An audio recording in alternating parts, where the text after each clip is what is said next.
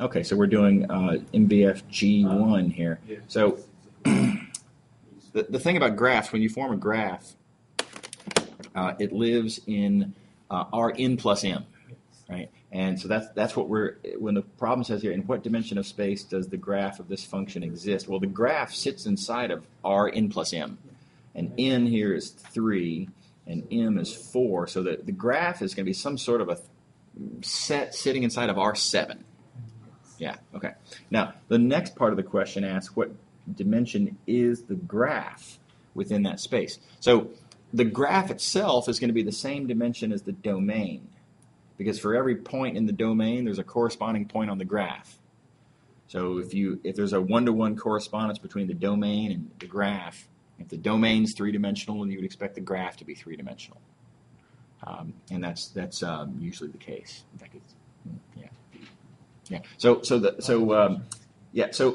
here's what's awkward. I mean, let's talk about a surface. And this is the numbers in this example are weird because you can't visualize R7 and a three-dimensional surface in R7. You couldn't possibly. So let's talk about a function from R2 to R1. It's gonna be in 3D space. Yeah. It's gonna be a surface. That's right. That's right. That's right. Exactly. It's a surface in R3, and a surface.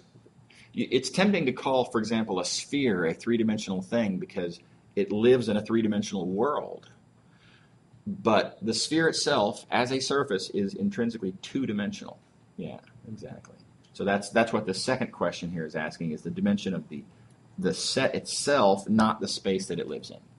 Oh, right. Okay. Yeah. So in this case, it would be 4. In this case, the first question, the graph lives inside of R7. R7. Yeah, and the graph itself is three-dimensional. Yeah, because the dimension of the graph is the same as the dimension of the domain.